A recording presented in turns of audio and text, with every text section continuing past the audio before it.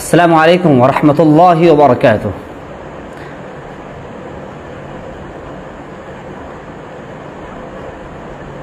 إخواني وأحبائي وزملائي، لعلكم بخير وعافية وأمن وسلام. الله يبارك في عمركم. الله سبحانه وتعالى يتقبل مساعيكم الجميلة،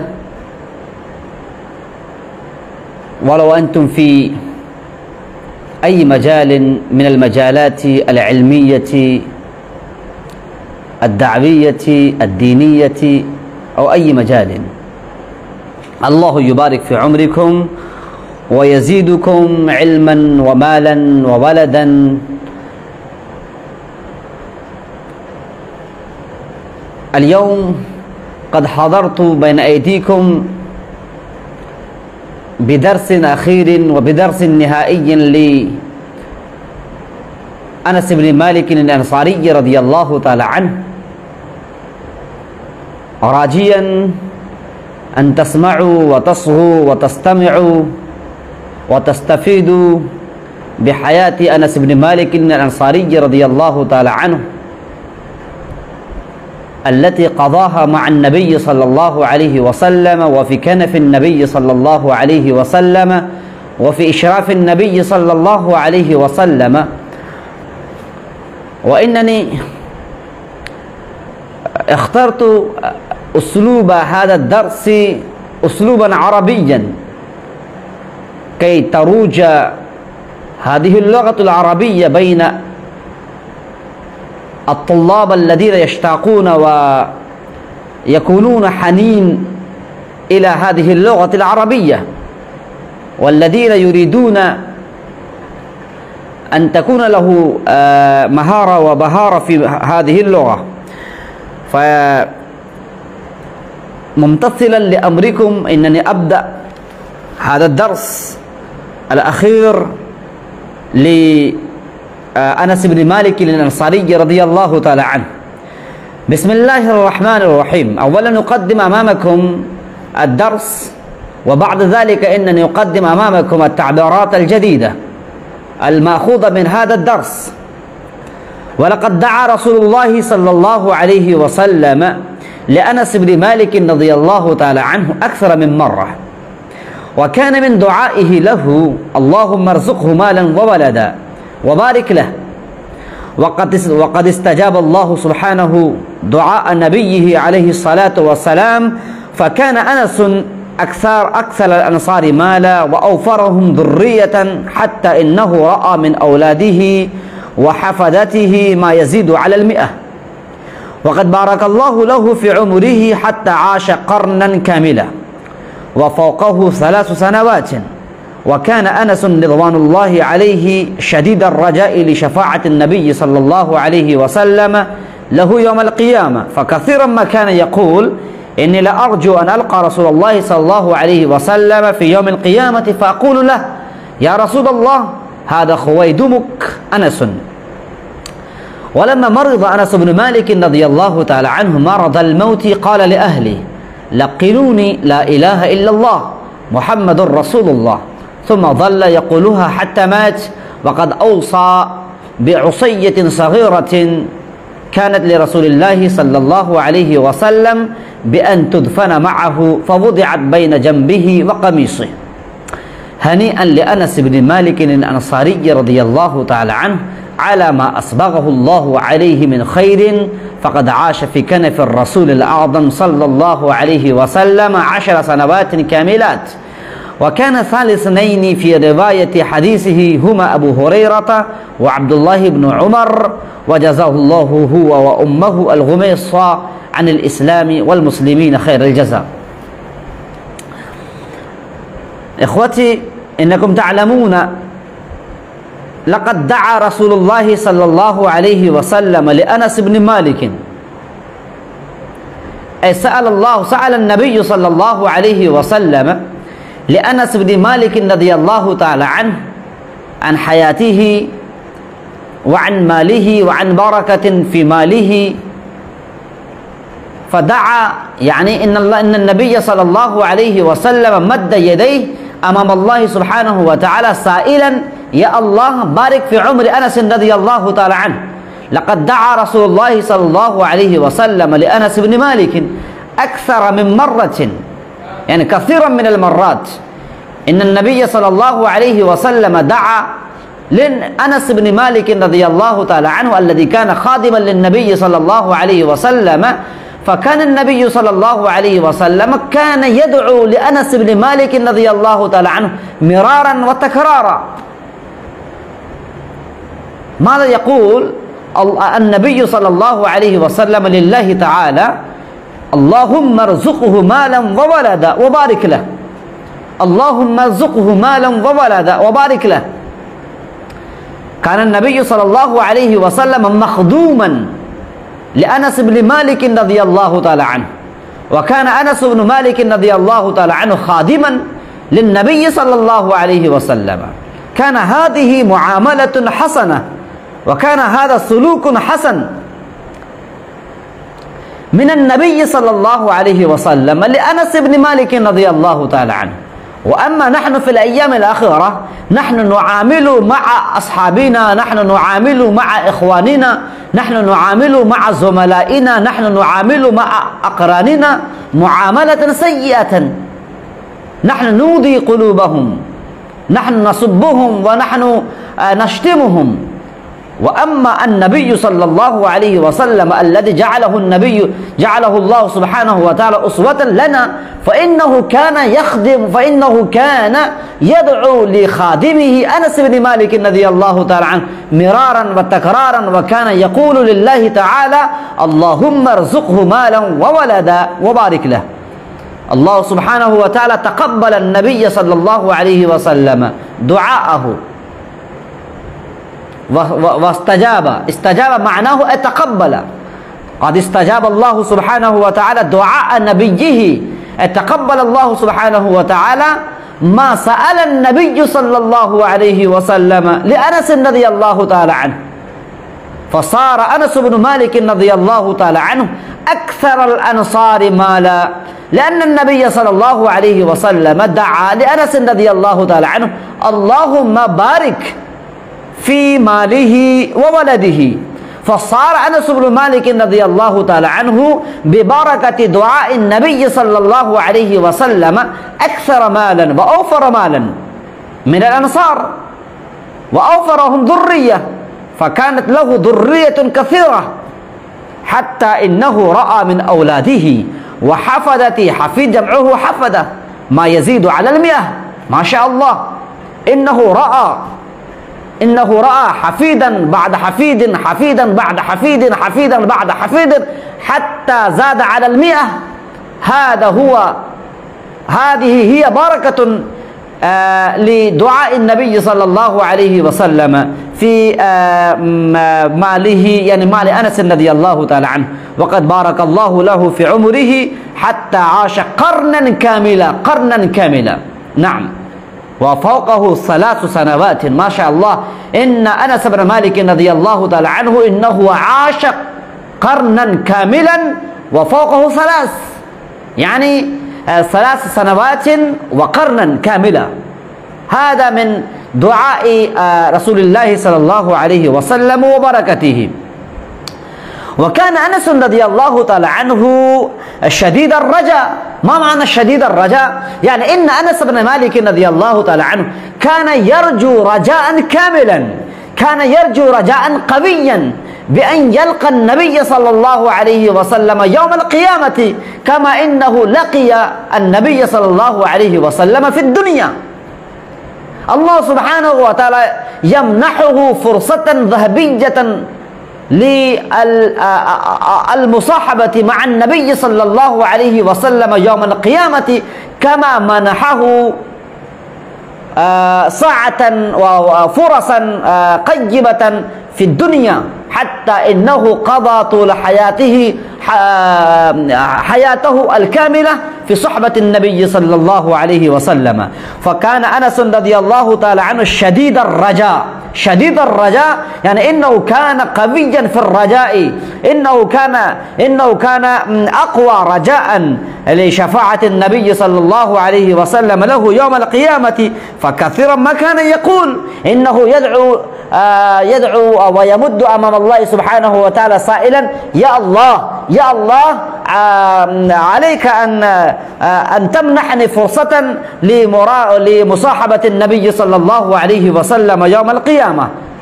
إني لأرجو أن ألقى رسول الله صلى الله عليه وسلم في يوم القيامة فأقول له: يا رسول الله هذا خويدمك أنيس، خادم مصغر خويدم، خادم مصغر خويدم، خادم مكبر خويدم مصغر.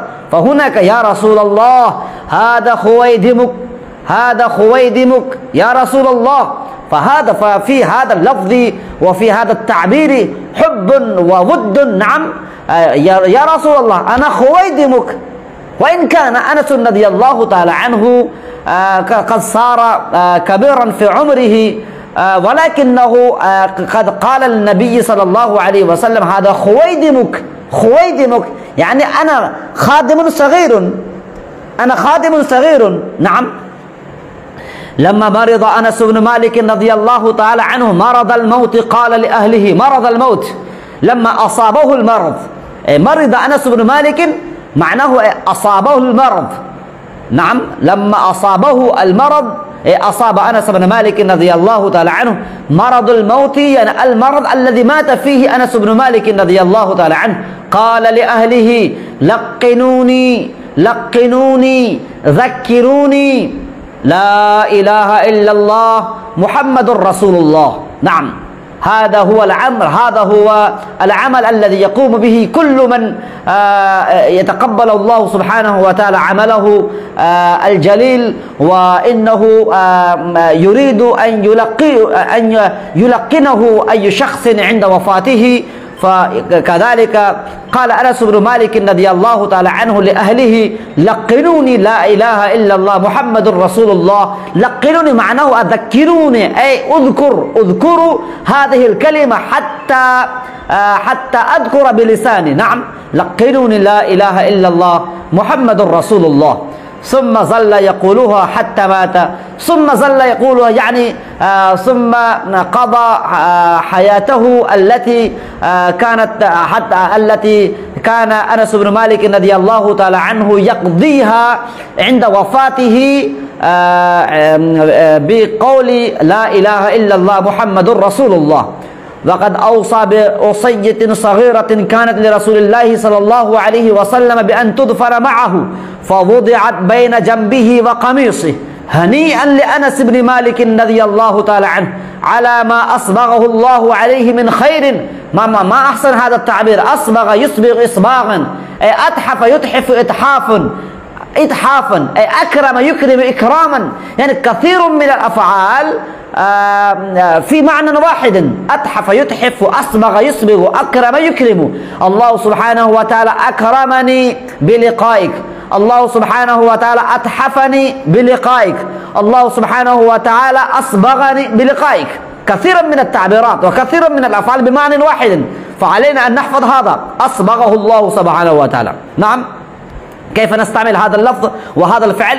الله سبحانه وتعالى أصبغني بكثير من النعم، أصبغني بكثير من المنن. نعم. فهنيئا لأنس بن مالك رضي الله تعالى عنه. هنيئا معناه طوبى لأنس بن مالك رضي الله تعالى عنه على ما أصبغه الله عليه من خير وبركة. نعم. وأمن وسلام، حتى قضى حياته في خدمة النبي صلى الله عليه وسلم في كنف رسول الله صلى الله عليه وسلم. كنف معناه الرعاية، كنف معناه ظل، حتى عاش أنس بن مالك رضي الله تعالى عنه في ظل رسول الله صلى الله عليه وسلم. فكيف تقول هذا الفعل وكيف تستعمل هذا الاسم؟ أستاذ إنني أريد أن أقضي في المدرسة في كنفك. نعم. في كنفك، في ظلك، في رعايتك. نعم. في صحبتك، في مراقبتك، في نظرك، في إشرافك. فهذه التعبيرات بمعنى واحد. كنف الكاف والنون والفاء. نعم، كنف الرعاية، الظل. نعم، فقد عاش في كنف الرسول الأعظم 10 سنوات كاملات. وكان ثالث اثنين في رواية حديثهما هما أبو هريرة وعبد الله بن عمر، وجزاه الله هو وأمه الغميصة عن الإسلام والمسلمين خير الجزاء. نعم، فقد انتهى هذا الدرس الذي كان يتعلق بحياة أنس بن مالك الأنصاري رضي الله تعالى عنه. فكان ولا شك أن هذا الدرس كان مشتملا على كثير من التعبيرات والمصطلحات الجديدة. إخواني وأحبائي، علينا أن نشتري هذا الكتاب صور من حياة الصحابة، وعلينا أن نطالع مرارا وتكرارا. نعم، أستاذي الكبير الدكتور سعيد الرحمن العاظمي وكذلك أساتذة الآخرون إنهم كانوا يركزون عناية الطلاب الذين يقضون حياتهم والذين يتعلمون في ظل ورحاب دار العلوم ندوة العلماء، إنهم يركزون عنايتهم على مطالعة هذا الكتاب. نعم، فعلينا أن نطالع. وكذلك كثير من الكتاب هناك مثلا الطريق إلى المدينة المصنف للشيخ أبي الحسن علي الحسني الندبي، وكذلك إذا هبت ريح الإيمان، هذا أيضا من كتاب علمي أدبي يشير إلى مطالعة هذا الكتاب الدكتور سعيد الرحمن العاظمي الندبي مدير ندوة العلماء. وكذلك كتاب هناك الكتاب الأعظم هو القرآن الكريم. إخواني، إننا نحن نقرأ ونطالع وندرس كثيرا من القواعد النحوية والصرفية، وإننا نستعمل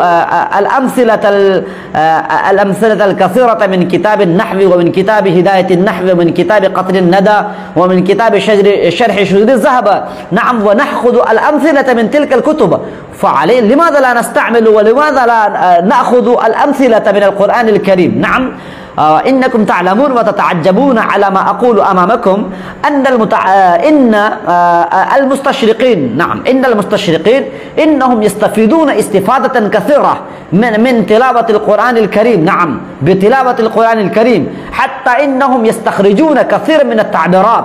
نعم، المستشرقون يعني الذين هم علماء اليهود، الذين هم علماء النصارى، الذين يكونون ويعيشون في الغرب ويحصلون ويستفيدون العلوم الشرقية. نعم، لتحريف القرآن ولتحريف الأحاديث النبوية، حتى يسمون بالاستشراق بالمستشرقين. نعم، يعني العلماء الغربيون الذين يستفيدون العلوم الشرقية إنهم يسمون بالمستشرقين. نعم، فإن هؤلاء المستشرقين الذين هم أعداء المسلمين، الذين هم أعداء الإسلام، الذين هم أعداء القرآن، الذين هم أعداء النبي صلى الله عليه وسلم، إنهم يتلون تلاوة كثيرة، إنهم يتلون ويصلون الليل بالنهار بتلاوة القرآن الكريم، آناء الليل وآناء النهار في تلاوة القرآن الكريم، ويستنبطون ويستخرجون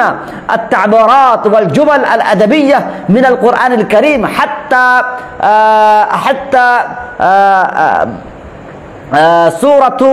من سورة الملك إلى سورة الناس مقررة في نصابهم، مقررة في دراستهم. نعم، إنهم يستخرجون ويتلون هذه السور من سورة الملك، يعني من سورة الملك إلى سورة الناس. نعم، هذا من العجب.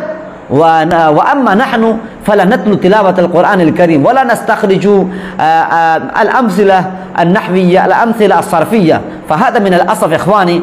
فعلينا أن نتلو تلاوة القرآن الكريم بنظر الأدب. نعم، حتى نغوص فيه، يعني في القرآن الكريم وفي الآيات القرآنية،